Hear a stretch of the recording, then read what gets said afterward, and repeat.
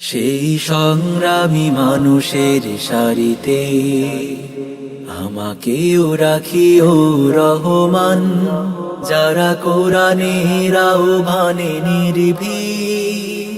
নির্ভয়ে সব করে দান।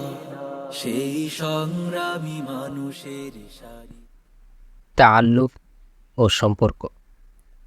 আল্লাহর রহমতে আমার জীবনের যা কিছু অর্জন ও প্রাপ্তি, তার জন্য প্রথম উপাদান হল উস্তাজের সঙ্গে আমার সবসময়ের গভীর ও নিবিড় সম্পর্ক।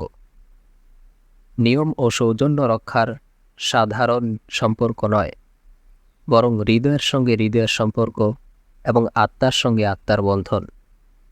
এ সম্পর্ক ছিল দিনরাতের এবং সকাল সন্ধ্যার।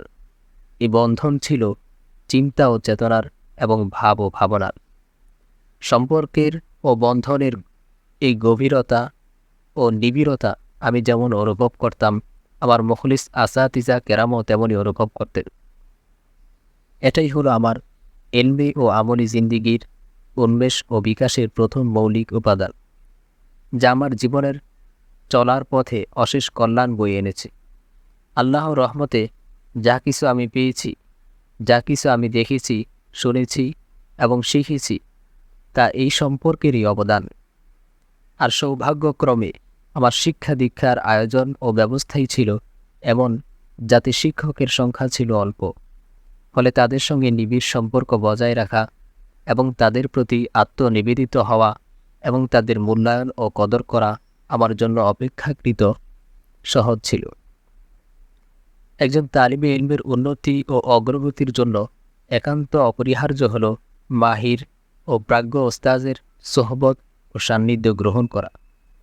যে ফন ও শাস্ত্রের প্রতি শিক্ষার্থীর সহজাত অনুরাগ ও মায়লান রয়েছে, তার কর্তব্য হল সেই ফন ও শাস্ত্রের মাহির ও বিশেষজ্ঞ ওস্তাজের সোহবতে পড়ে থেকে যোগ্যতা অনুযায়ী তা আত্মস্থ করার সাধনায় লেগে থাকা। ওস্তাদের সঙ্গে এমন অন্তরঙ্গ সংযোগ ছাড়া কখনোই কাঙ্ক্ষিত ফায়দা হাসিল হতে পারে না। আপনি যদি সাহিত্যিক হতে চান, তাহলে এমন কাউকে আদর্শরূপে গ্রহণ ও অনুসরণ করুন, যার সাহিত্য আপনার জন্য অধিক কল্যাণপ্রসূ। তদ্রূপ যদি হাদিস, তাফসির কিংবা অন্য কোনো শাস্ত্রের প্রতি আপনার মায়লান থাকে, তাহলে সেই শাস্ত্রের প্রাজ্ঞ ব্যক্তির